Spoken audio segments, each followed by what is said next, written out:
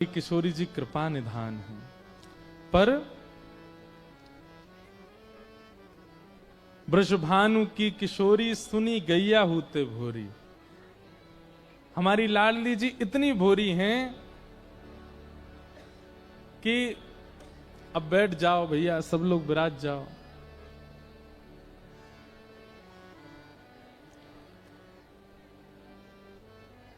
एक बार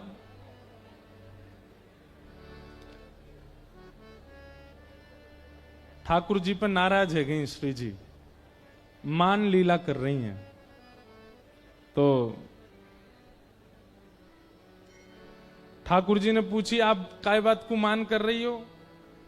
किशोरी जी बोली, मोए ना पतो, बस दूर जाके बैठ जाओ, मुझसे बात मत करो, दूर बैठो। मान कर रही हैं। और ठाकुर जी यूं सोच रहे हैं, मैंने कियो कहा ऐसो जा पे ये मुंह पे मान कर रही हैं, समझ में नहीं आ रहा है। ललिता जी आई, विशाखा जी आई, सबने आकर के पूछी, हे श्री जी, हे स्वामाजू, ऐसो कहा है गो, आप काय को इनते मान कर रही हो? वाह भैया, जय हो तुम्हारी। पंजाबी हैं भैया, सबरे ढोल बजा रहे हैं। तो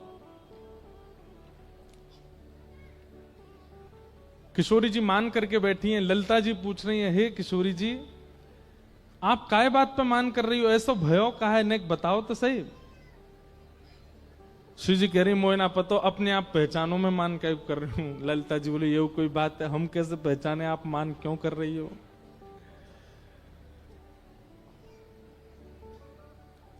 कछु बना के पवा दें, कछु नयो श्रृंगार धरा दें, कैसे करें? आप कैसे मानोगी, कैसे रीझोगी? पर श्री जी नहीं रीझ रही हैं। लाल जी बोले, मैंने एक प्रयास करूं। ललिता जी बोले, तुम तो दूर ही रहो, तुम्हारी वजह से मान कर रही है, पास मत आ जाइयो। इतना मान कर रही है श्यामाजू। सुबह से शाम है गई, तब ललिता जी ने पूछी है पास जाके कि हे श्यामाजू, आपके मान को कारण कहा है, कहा बात है?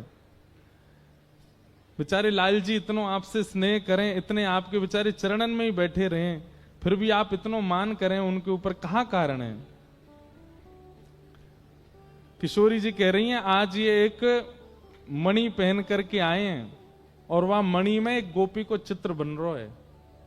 समझ में आई बात? किशोरी जी कह रही हैं, आज एक मणि पहन करके आए और वह मणि में एक गोपी को चित्र बन रहा है। वह गोपी के चित्र को देख करके मोह मान हेरो है, जन कौन सी नई गोपी इनने अपने वश में कर ली है और वही की मणि पहन के घूम रहे हैं। ऐसो प्रेम तो हम तो ना कियो इनने। हमारे चित्र की मणि कभी ना पहनी, एक गोपी की मणि चित्र की पहन के आए हैं। ललिता जी गई ठाकुर जी के पास और ठाकुर जी के पास जाकर के बोली, इतको आओ, निक दिखाओ, ऐसी कैसी मणि पहनी है आपने जहां में कोई गोपी दिख रही है? ठाकुर जी पास गए तो आज ठाकुर जी नीली नीली मणि पहन करके आए। ललिता जी ने जैसे ही देखो तो ललिता जी को अपना ही प्रतिबिंब दिखाई दिया। ललिता जी सिर पे हाथ धर के बोले हमारी श्यामाजू कितनी भोरी है ठाकुर जी। बोले क्यों? मुझे कह रही हैं, बोले मैं लाला तो या हमारे नाराज हूं, ऐसी मणि पहन के आओ, वहां में कोई गोपी दिख रही है।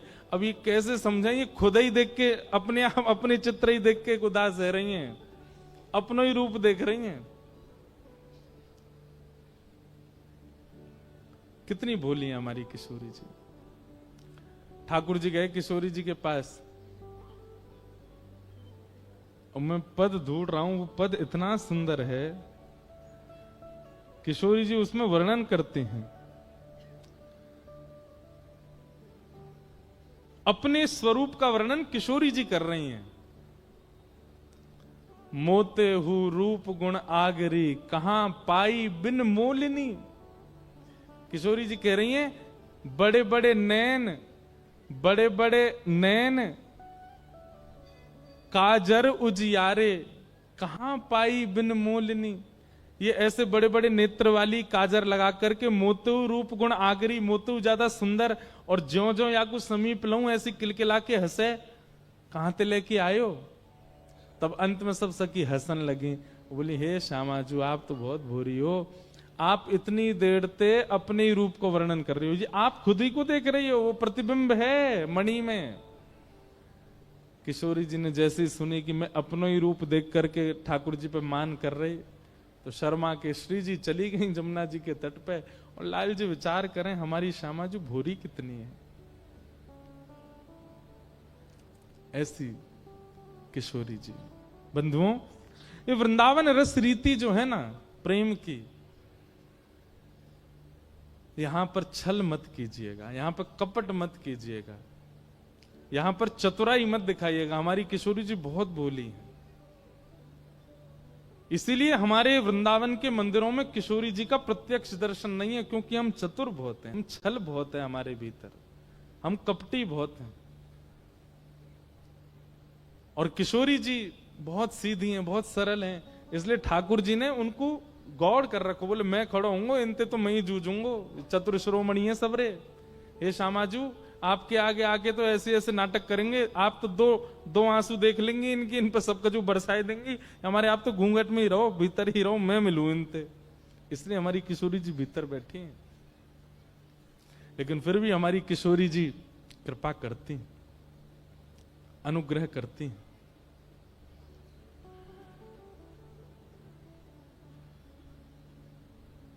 कृपा करती, इसीलिए कहते हैं वृषभानु की किशोरी सुनी गैया होते भोरी, प्रीत जान के हु थोड़ी तोहे राखेगी शरण, मन भूल मत जइयो राधा रानी के चरण, श्यामा प्यारी के चरण, महारानी के चरण, मन भूल मत जइयो राधा रानी के।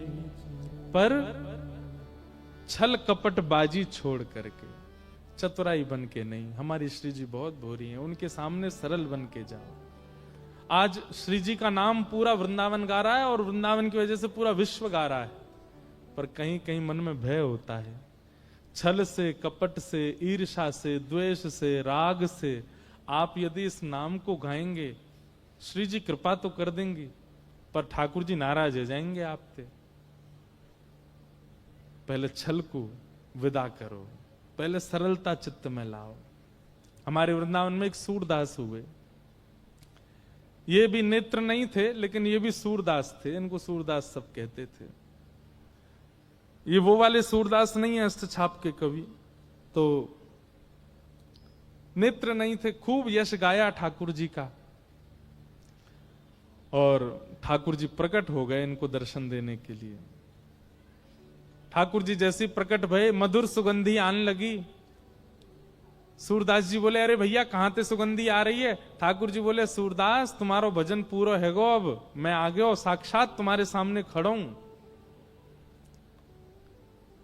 सूरदास जी तो रोने लगे। ठाकुर जी बोले अरे मेरे प्रकट हैवे पे पूरा विश्व प्रसन्न हुआ, तुम रो रहे हो, क्या बात है? बोले मैंने यो कही युगल अइयो, दोनों अइयो, आप अकेले काई को आए? ठाकुर जी बोले आंध रो या का पतो कि मैं अकेलो आयो कि श्री जी आई है मेरे संग। तो ठाकुर जी झूठ बोल दिए, अरे बाबा तुम्हें ना पता, श्री जी बगल में ही बैठी है मेरे, और बोल या हमारे ना रही, कछु खा रही हैं, मुंह में कछु है या हमारे बोलना है रही हैं, संग में ही आई हैं। सूरदास जी बोले झूठ बोला लाला, मुते झूठ बोल रहा है। ठाकुर जी बोले अरे मैं सांची कह रहा हूं, सच में श्री जी बैठी हैं, कछु पा रही हैं, अब उनको विक्षेप ना देना चारो, संग में आई हैं श्री जी मेरे। सूरदास जी बोले मुंह पे प्रमाण है कि श्री जी ना आई। ठाकुर जी बोले कहा प्रमाण है? बोले लाला अगर किशोरी जी आई होती ना तो आते ही सबसे पहले मुंह को नेत्र प्रदान कर देती। वो इतनी दयालु हैं, इतनी करुणामयी हैं, मुंह को इतनी देर बिना नेत्रन के देखे ही नहीं पाती। लाला तू अकेलो आयो तभी तक, अभी तक आंध रोई हूं मैं। ठाकुर जी बोले ऐसी कृपा है श्री जी की? बोले हाँ। बोले तो बाबा देखो मैं और तुम अकेले हैं, मैं अभी श्री जी बुलाऊं। बोला हाँ ठीक है बुलाओ। हाँ हाँ, ठाकुर जी ने जैसी टेर लगाई और टेर सुनकर के जैसे ही किशोरी जी प्रकट भई, किशोरी जी ने प्रकट हैते ही ठाकुर जी को देखो, और ठाकुर जी के बाद जैसे ही सूरदास जी को देखो, देखते ही किशोरी जी के हृदय में ऐसी भावना आई, अरे ये बिना नेत्र को है, और श्री जी के मन में जो आवे सोई पूरा हो जाए। जैसे ही सोची बिना नेत्र को, तुरंत सूरदास जी के नेत्र प्रकट है गए, और प्रकट हैते ही श्री जी के दर्शन कर लिए। सूरदास जी ने पहले तो दंडवत प्रणाम करी, दोनों युगल की परिक्रमा करी, खूब आरती उतारी, नजर उतारी, चित्त में बसा लिए, और सब करवे के बाद अंत में बोले, देख ले लाला, मैंने कही ना श्री जी आती वो इतनी भूरी है, प्रकट हैती सबसे पहले नेत्र देती मुझे। लाला तू 20 मिनट मेरे सामने खड़ो रहो अकेलो, पर श्री जी तो एक क्षण भी ना रह पाई। ये हमारी श्री जी है, ये हमारी किशोरी जी। तो इतने सीधेपन को फायदा ना उठानो। हम तो भैया निवेदन करें कि पहले स्वयं को सत्संग के माध्यम से सहज बनाओ, सरल बनाओ, निष्कपटी बनाओ, अपने आप को ऐसा कर दो कि आप श्री जी के सामने जाएं, उनको कहीं आपके हृदय के भाव से पीड़ा नहीं हो जाए। इसीलिए हमारे वृंदावन में लाल जी ने श्री जी को गोपनीय कर रखा है, क्योंकि ठाकुर जी को हम पे भरोसा नहीं है कि हम उनके लायक हैं भी कि नहीं। खूब नाम जप करो, खूब भजन करो, भजन करके श्री जी के योग्य बनो, श्री जी के योग्य बनो। अच्छा एक बात बोलें, ऐसा कौन सा अवगुण है, देखो अवगुण सबके अंदर है, मेरे अंदर भी है, आप में भी है, सब में है, हम सब में अवगुण है, इसीलिए हम मानव हैं। पर ऐसा कौन सा अवगुण है जो सबसे ज्यादा अप्रिय है, उसको तो कम से कम निकालें, बाकी के अवगुण धीरे धीरे भजन मार्ग से ठीक हो जाएंगे। सबसे अप्रिय अवगुण कौन सा है किशोरी जी को? ईर्ष्या। कौन सा? ईर्ष्या। ईर्ष्या कब होती है? जब किसी की श्रेष्ठता आप सुनते हैं, किसी की श्रेष्ठता आप देखते हैं, किसी की श्रेष्ठता आपको पता चलती है, तुरंत मन में क्या होता है? ईर्ष्या आ जाती है। और आप जब भी देखना, ईर्ष्या सबके चित्त में आई है, हमारे चित्त में भी आ जाती है, आपके भी आ जाती है।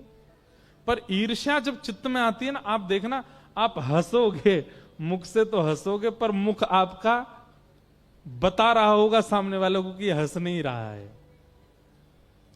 आप बोल तो रहे होगे अच्छा, पर उसका भाव पूरा पूरा गलत ही जा रहा होगा।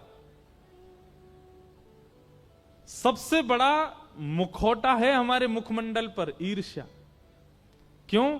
चित्त में कुछ है, मुख से कुछ निकलवाता, और श्री जी को ये बिल्कुल प्रिय नहीं है। तो क्रोध है, लोभ है, द्वेष, क्रोध है, लोभ है, अहंता है, ममता है, चिंता है, आदि आदि और भी दोष हैं, काम है, आदि आदि। इन सब दोषों को बाद में देखेंगे, बाद में छेड़ेंगे, पहले ईर्ष्या निकालो। ईर्ष्या निकालने के बाद आप कम से कम श्री जी के नाम गाने लायक बन जाओगे। सामने जाने लायक तो फिर भी नहीं हो, पर हां, किशोरी जी का नाम गाने की, नाम गाओ और चित्त में श्री जी प्रकट हों, ये होता है नाम गान। नाम गान का मतलब ये नहीं श्री राधा श्री राधा श्री राधा कह रहे हैं, बस कहने मात्र से तो केवल जीवाणु पवित्र हो जाएंगे, पर श्री राधा कहा और तभी तप्त कांचन गौरांगी चित्त में प्रकट हो गई किशोरी जी, ये होता है नाम गान का मतलब। जैसे ही कहा मधुसूदन, तुरंत मधुसूदन चित्त में प्रकट हो गए। जैसे ही कहा मदन मोहन, तुरंत मदन मोहन रूप चित्त में प्रकट हो गया। गिरधर गोपाल, तुरंत भुजा ऊपर धारण किए श्री ठाकुर जी चित्त में प्रकट हो गए। ये होता है नाम गान का मतलब।